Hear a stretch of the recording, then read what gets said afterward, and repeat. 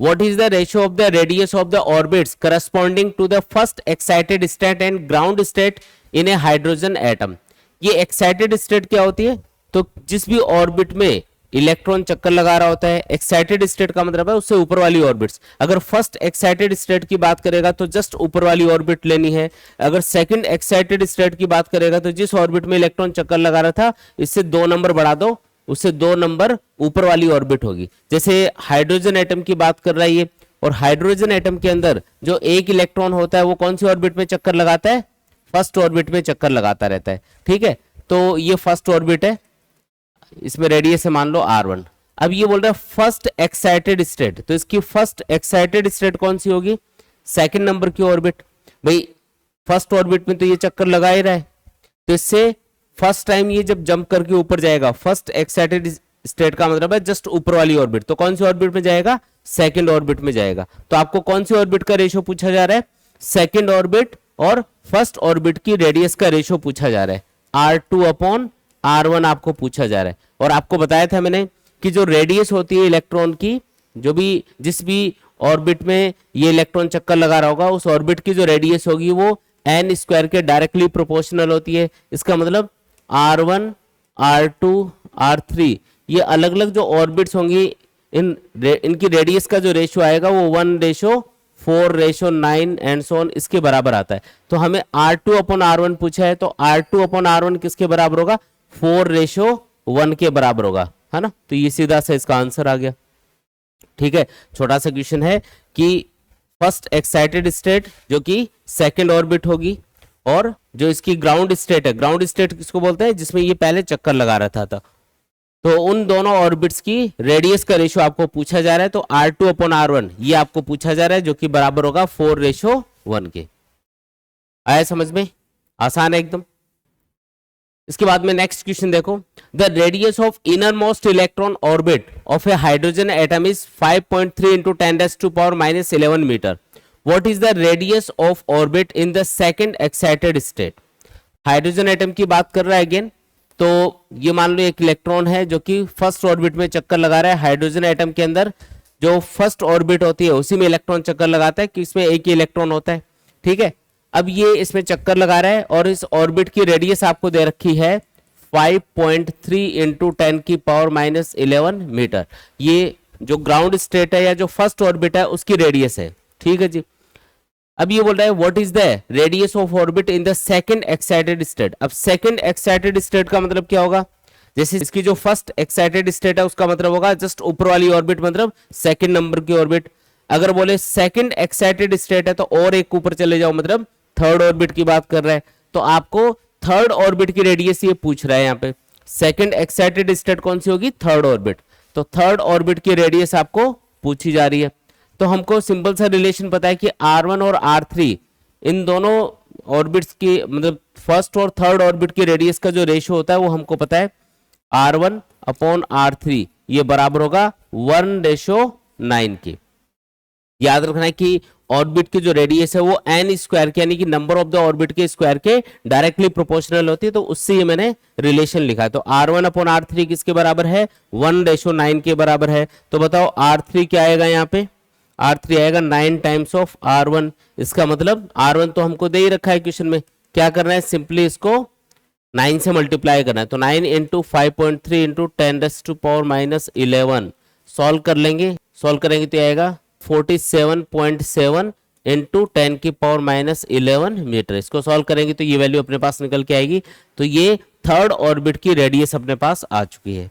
ठीक है, तो इस तरीके से रिलेशन याद रखेंगे तो उससे इजीली सॉल्व करके बता सकते हैं कोई भी ऑर्बिट की रेडियस। तो आपको रिलेशन याद रखना है, बस अलग अलग ऑर्बिट की रेडियस का जो रेशियो है ना वो आपको याद रखना है। आया समझ में? ये भी आसानी है। Find the ratio of energies of photons produced due to transition of electron of hydrogen atom from its second permitted energy level to the first level. Second permitted energy level मतलब सेकंड ऑर्बिट से first orbit में electron आ रहा है तो कितनी energy का photon वो एमिट करेगा, वो एनर्जी आपको कैलकुलेट करनी है। और फिर उसका रेशियो पता करना है किसके साथ में? सेकंड दिया इसने, the highest permitted energy level to the first permitted energy level. Highest permitted energy level का मतलब होता है इनफाइनाइट नंबर की ऑर्बिट। न्यूक्लियस से हाईएस्ट वो कितना दूर हो सकता है, इनफाइनाइट डिस्टेंस पे हो सकता है ना। और उससे फिर किस में आ रहा है वो, फर्स्ट परमिटेड एनर्जी लेवल में, यानी कि फर्स्ट ऑर्बिट में इलेक्ट्रॉन आ रहा है। इसका मतलब इनफाइनाइट नंबर की ऑर्बिट से फर्स्ट ऑर्बिट में इलेक्ट्रॉन आएगा, तो वो जो एनर्जी रिलीज करेगा, पहले केस में जो एनर्जी रिलीज होगी और दूसरे केस में जो एनर्जी रिलीज होंगी, उनका रेशियो आपको पूछा जा रहा है। क्वेश्चन में ये तो पूछ रहा है, find the ratio of energies of photon produced due to transition of electron of hydrogen atom from its second permitted energy level to the first level, and second है the highest permitted energy level to the first permitted level. कैसे calculate करेंगे, देखो सबसे पहले जो first case है उसके अंदर हम कैलकुलेट करते हैं कि कितनी एनर्जी का फोटोन एमिट होगा। अब किसी भी ऑर्बिट में अगर इलेक्ट्रॉन चक्कर लगा रहा है तो उसकी एनर्जी का फॉर्मूला होता है nth ऑर्बिट के लिए -13.6 into Z square upon n square electron volt. For hydrogen atom जो z की वैल्यू है वो क्या रहेगी, 1 रहेगी। तो जो जैसे En इक्वल टू हम लिख सकते हैं -13.6 अपॉन में एन स्क्वायर इलेक्ट्रॉन वोल्ट। ठीक है, तो थोड़ा सिंप्लीफाई कर लिया फॉर्मूले को। अब पहला जो ट्रांजिशन है वो कौन सा हो रहा है, पहले केस में बताओ, second permitted energy level to the first level, यानी सेकंड ऑर्बिट से फर्स्ट ऑर्बिट में इलेक्ट्रॉन आ रहा है। तो वो जो एनर्जी रिलीज करेगा, जो फोटोन एनर्जी रिलीज करेगा, उसको मैं डेल्टा ई मान लेते हैं, तो वो बराबर होगी E2 माइनस E1 के। जो एनर्जी रिलीज होती है वो हमेशा उन दोनों ऑर्बिट्स में इलेक्ट्रॉन की टोटल एनर्जी के डिफरेंस के बराबर होती है।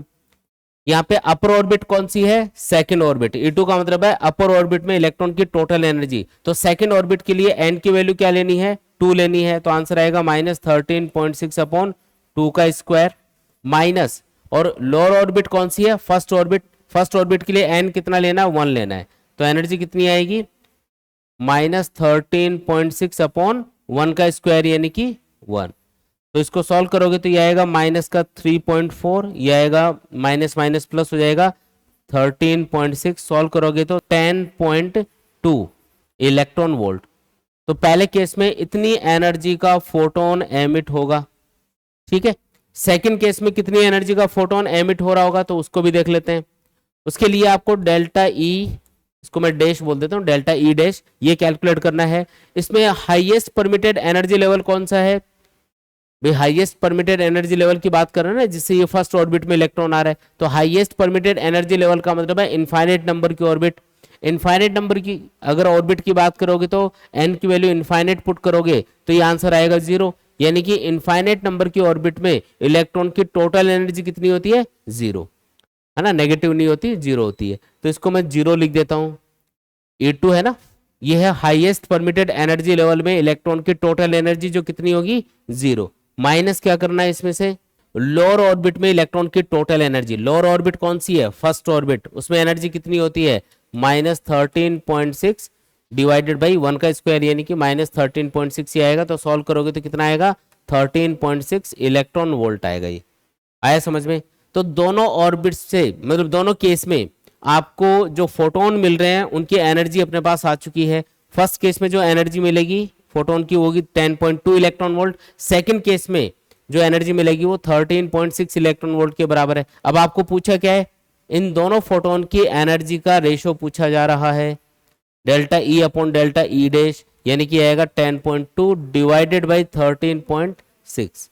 अब देख लो ये कितना आ रहा है, यही अपना आंसर है। सॉल्व कर लेंगे इसको, कितना आएगा, ये 3/4 आएगा सॉल्व करने पे। तो ये अपना फाइनल आंसर हो गया।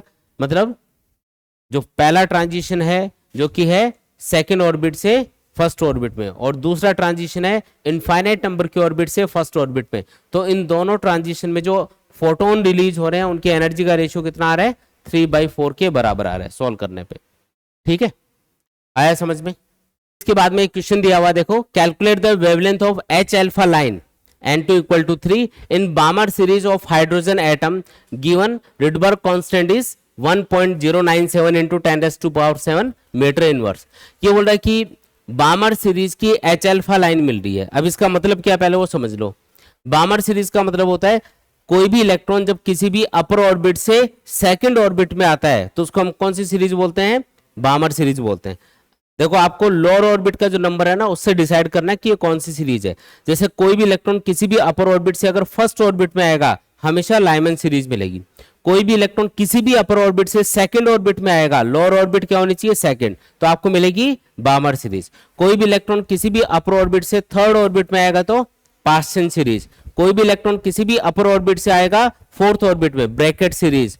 कोई भी इलेक्ट्रॉन किसी भी अपर ऑर्बिट से आएगा फिफ्थ ऑर्बिट में तो पी सीरीज। ये आपको याद रखना है। अब इसने बोला बामर सीरीज, तो देखते ही हम समझ गए कि N1 की वैल्यू क्या होगी, 4 बामर सीरीज। N1 कितना लेना है, N1 होगा 2 के बराबर।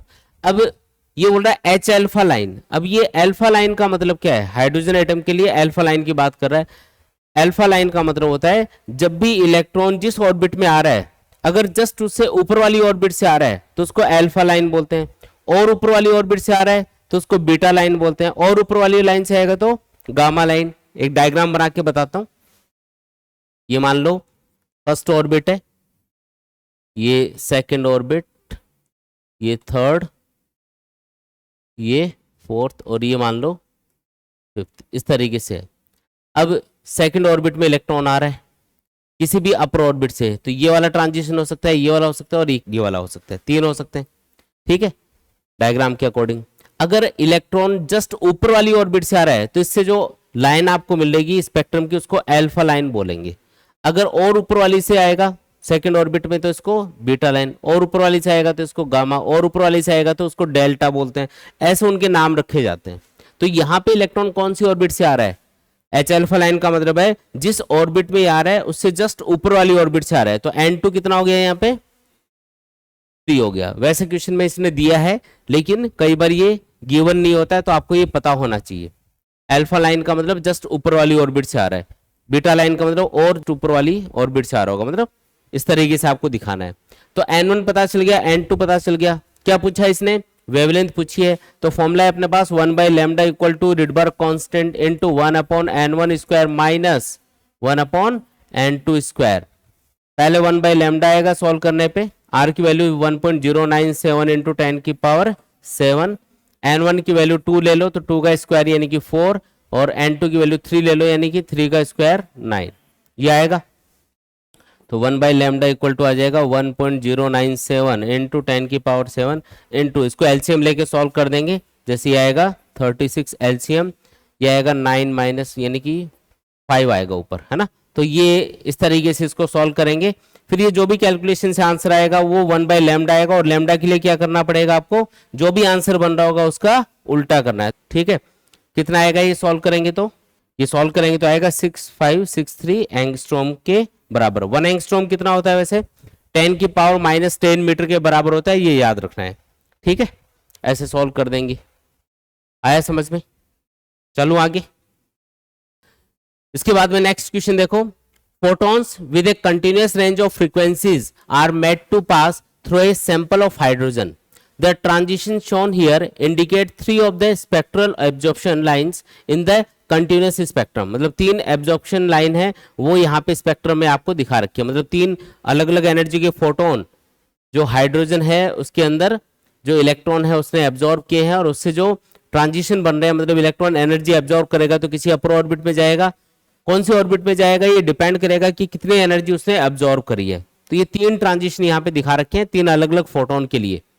इसने पूछा है identify the spectral series of the hydrogen emission spectrum to which each of these 3 lines correspond. मतलब ये तीनों लाइनें जो दिखा रखी हैं ये कौन कौन सी सीरीज को रिप्रेजेंट करेंगे, Lyman, Balmer, Paschen, Brackett, Pfund, इनमें से आपको बताना है। और सेकंड पूछा है which of these lines correspond to the absorption of radiation of maximum wavelength. इनमें से कौन सा ट्रांजिशन ऐसा होगा जिससे मैक्सिमम वेवलेंथ का रेडिएशन आपको मिल रहा होगा। तो पहले तो ये बताते हैं कि कौन कौन सी सीरीज हमको मिलेंगी। अब ये कैसे पता चलता है कि कौन सी सीरीज हमको मिलेगी, तो उसके लिए हमको N1 की वैल्यू चेक करनी है। किसकी वैल्यू चेक करनी है बताओ, N1। अगर N1 की वैल्यू 1 होती है यानी कि लोअर ऑर्बिट का नंबर अगर 1 होता है तो लाइमन सीरीज मिलेगी। N1 की वैल्यू 2 होगी तो बामर सीरीज, N1 की वैल्यू 3 होगी तो पास्चन, N1 की वैल्यू 4 होगी तो ब्रैकेट, और N1 की वैल्यू 5 होगी तो पी फंड सीरीज मिलेगी। अब ये पहला वाला ट्रांजिशन देखो, इसमें इलेक्ट्रॉन जा रहा है, एरो का सिंबल ऊपर की तरफ है ना, तो इस लोअर ऑर्बिट से जा रहा है अपर ऑर्बिट में। लोअर ऑर्बिट है 1 और अपर ऑर्बिट है 2, मतलब फर्स्ट से सेकंड ऑर्बिट में गए। तो लोअर ऑर्बिट का नंबर आपको देखना है हमेशा, अपर ऑर्बिट से मतलब नहीं है। ये अगर थर्ड या फोर्थ ऑर्बिट में जाता तब भी बात वही होती, वही सीरीज आपको मिलती। आपको सिर्फ देखना है कि लोअर ऑर्बिट का नंबर कौन सा है, तो कौन सा है 1। इसका मतलब ये वाला ट्रांजिशन कौन सी सीरीज शो करेगा, लाइमन सीरीज। ठीक है, बता सकते हैं ना ऐसे। सेकेंड ट्रांजिशन में बताओ इलेक्ट्रॉन कौन सी ऑर्बिट से कौन सी ऑर्बिट में गया, सेकेंड ऑर्बिट से थर्ड ऑर्बिट में गया। इलेक्ट्रॉन यहां से जा रहा है थर्ड ऑर्बिट में, यह है सेकेंड ऑर्बिट। इसका मतलब आपको मिलेगी बामर सीरीज। थर्ड वाले ट्रांजिशन में थर्ड ऑर्बिट से इलेक्ट्रॉन जा रहा है फोर्थ ऑर्बिट में, तो लोअर ऑर्बिट का नंबर है 3, इसका मतलब पाश्चन सीरीज आपको मिलेगी। बोलो आया क्या समझ में, सिंपल है एकदम। तो पहला आंसर तो ये हो गया। सेकंड इसने क्या पूछा है कि which of the lines correspond to the absorption of radiation of maximum wavelength, मतलब कौन से वाले ट्रांजिशन में मैक्सिमम वेवलेंथ का एब्जॉर्प्शन किया गया है। तो ये कैसे पता चलेगा, अब जब देखो आपको एक चीज पता है यहाँ पे कि जब भी फोटोन एब्जॉर्ब करता है इलेक्ट्रॉन, तो उसकी जो एनर्जी होती है, एनर्जी ऑफ द फोटोन, वो हम E = h/nu या फिर hc/λ वाले फॉर्मूले से कैलकुलेट करते हैं। इसने बोला कि वो ट्रांजिशन बताओ जिसमें मैक्सिमम वेवलेंथ का फोटोन एब्जॉर्ब किया गया है। मैक्सिमम वेवलेंथ का मतलब ये है अगर लैम्डा ज्यादा होगा तो एनर्जी ऑफ द फोटोन क्या बनेगी, मिनिमम बनेगी, क्योंकि E और लैम्डा इनवर्सली प्रोपोर्शनल आ रहे हैं। मतलब अगर ये मैक्सिमम वेवलेंथ की बात कर रहा है तो इससे जो एनर्जी ऑफ द फोटोन बनेगी वो क्या बनेगी, मिनिमम बनेगी। मतलब ये वो वाला ट्रांजिशन पूछ रहा है जिससे मिनिमम एनर्जी का, जिसमें मिनिमम एनर्जी का फोटोन एब्जॉर्ब किया गया है। मिनिमम एनर्जी बोल दो या मैक्सिमम वेवलेंथ बोल दो, एक ही बात होगी, क्योंकि एनर्जी ऑफ द फोटोन और वेवलेंथ ये क्या है, इनवर्सली प्रोपोर्शनल। ये बात समझ में आई क्या। अगर इसने बोला कि मैक्सिमम वेवलेंथ कौन से वाले ट्रांजिशन में, मतलब मैक्सिमम वेवलेंथ का फोटोन कौन से वाले ट्रांजिशन में एब्जॉर्ब किया गया है, तो इसको ये ऐसे भी पूछ सकता है आपको कि वो वाला ट्रांजिशन कौन सा है जिसमें मिनिमम एनर्जी का फोटोन एब्जॉर्ब किया गया है, वो एक ही बात है। आया समझ में। तो मिनिमम एनर्जी कौन से वाले ट्रांजिशन में एब्जॉर्ब की गई है, तो आपको क्या देखना है, अलग अलग जो एनर्जी लेवल्स हैं उनका, उनमें एनर्जी का डिफरेंस देखना है।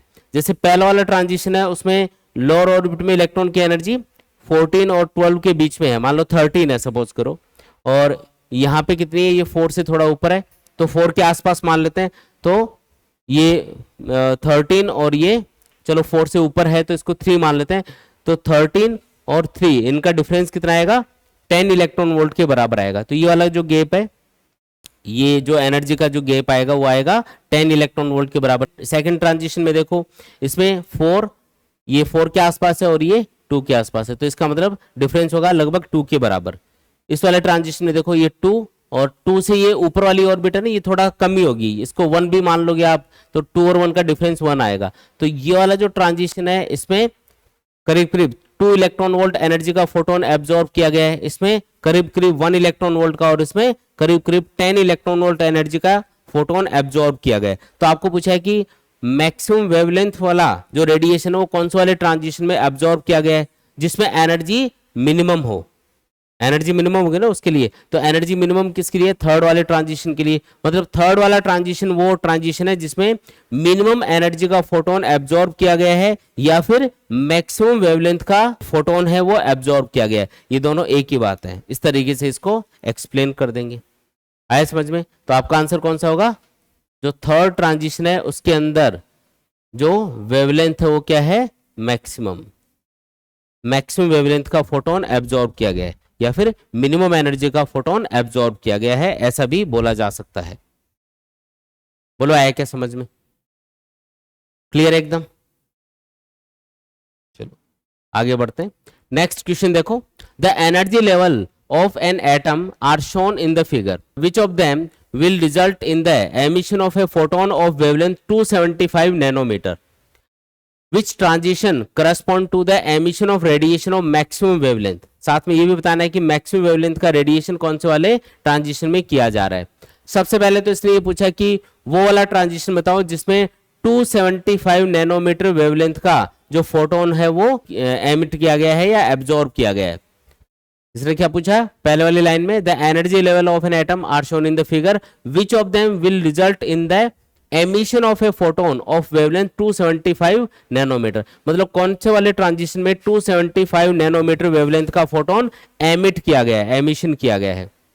तो आपको फोटोन की वेवलेंथ दे रखी है कि किस वेवलेंथ का फोटोन यहाँ पे एमिट हुआ है, कितनी है वेवलेंथ बताओ, वेवलेंथ कितनी है 275 नैनोमीटर दे रखी है, नैनो मतलब 10 की पावर -9, तो आपको वेवलेंथ दे दी यहाँ पे, ठीक है। अब वेवलेंथ आपको पता है तो आप ये भी पता कर सकते हो कि इस फोटोन की एनर्जी कितनी होगी, क्योंकि तभी हम इस एनर्जी लेवल डायग्राम में उसको भी पता कर पाएंगे कि भी कौन सा वाला ट्रांजिशन उस फोटोन की एनर्जी से मैच करेगा। तो आपको क्या करना है, सबसे पहले जो फोटोन यहाँ पे एमिट किया गया है जिसकी वेवलेंथ है 275 नैनोमीटर, इसकी एनर्जी कैलकुलेट करनी है। इसके लिए फॉर्मूला यूज करेंगे E = hc/λ, ठीक है। सारी वैल्यूज पुट करते हैं। h की वैल्यू कितनी है यहाँ पे 6.6 × 10 की power -34, cn speed of light जो कि होती है 3 × 10⁸ डिवाइडेड बाई क्या करेंगे लैम्डा, लैम्डा कितना है 275 नैनो मतलब 10 की पावर -9, ये आ गया। अब ये जो एनर्जी आएगी ये जूल में आएगी, लेकिन आपको एनर्जी किस में दे रखी है इलेक्ट्रॉन वोल्ट में, तो इसको कन्वर्ट करना पड़ेगा। आपको याद रखना है 1 इलेक्ट्रॉन वोल्ट बराबर होता है 1.6 × 10⁻⁻19 जूल के। अगर इलेक्ट्रॉन वोल्ट में डेटा दे रखा हो जूल में चेंज करना हो तो ऐसे कर लेंगे, लेकिन यहाँ पे उल्टा करना है, ये आंसर आएगा जूल में, इसको इलेक्ट्रॉन वोल्ट में चेंज करना है, तो इसके लिए आपको 1.6 × 10⁻⁻19 से इसको डिवाइड करना पड़ेगा। तो इससे अपने पास क्या आएगा इलेक्ट्रॉन वोल्ट के अंदर एनर्जी निकल के आ जाएगी। जब आप इसको पूरा सॉल्व करोगे तो आंसर आएगा 4.5 इलेक्ट्रॉन वोल्ट के बराबर।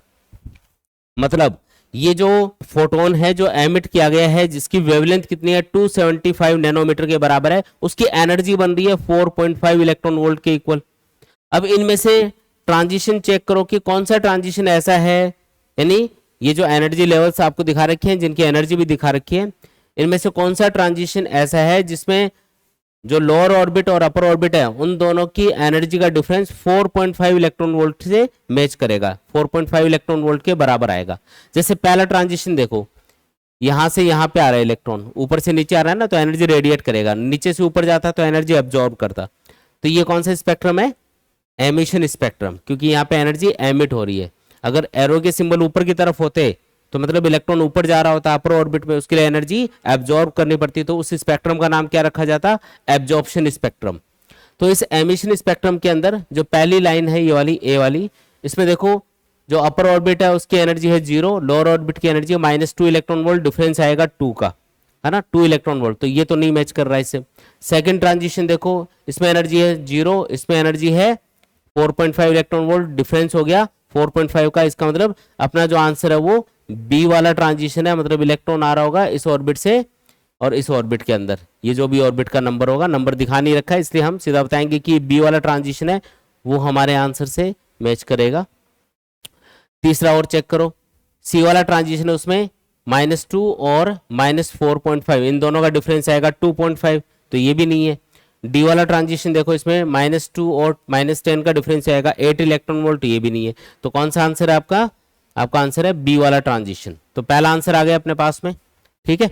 सेकंड इसने पूछा है कि which transition correspond to the emission of radiation of maximum wavelength, मतलब मैक्सिमम वेवलेंथ का रेडिएशन कौन से वाले ट्रांजिशन में एमिट किया गया है। तो जो एनर्जी ऑफ फोटोन है जो एमिट हो रही है उसको आप लिख सकते हो E = hc/λ। अगर ये बोल रहा है कि मैक्सिमम वेवलेंथ का फोटोन कौन से वाले ट्रांजिशन में एमिट हुआ, तो लैम्डा कब मैक्सिमम होगा, जब एनर्जी ऑफ द फोटोन क्या होगी मिनिमम, यानी कि मिनिमम एनर्जी वाला फोटोन कौन से वाले ट्रांजिशन में एमिट किया गया है ये आपको पूछा जा रहा है। लैम्डा मैक्सिमम कब होगा, जब एनर्जी क्या होगी मिनिमम, सिंपल सी बात है भाई। अगर लैम्डा मैक्सिमम होगा तो energy of the photon minimum होगी, तो कौन सा वाला ट्रांजिशन ऐसा है जिसमें मिनिमम एनर्जी का फोटोन एमिट हुआ है, तो ए वाले ट्रांजिशन में सिर्फ 2 इलेक्ट्रॉन वोल्ट का डिफरेंस आ रहा है, 2 इलेक्ट्रॉन वोल्ट एनर्जी का जो फोटोन है वो एमिट किया गया होगा, तो अपना आंसर क्या होगा ट्रांजिशन ए। ट्रांजिशन ए ऐसा ट्रांजिशन है जिसके अंदर मिनिमम एनर्जी का या मैक्सिमम वेवलेंथ का फोटोन एमिट किया गया है, ठीक है। ये अपना आंसर हो गया, तो ये बी वाले पार्ट का आंसर हो गया यहाँ पे, ठीक है। आया समझ में, आसान है क्या एकदम, कोई भी डाउट है तो बता दो।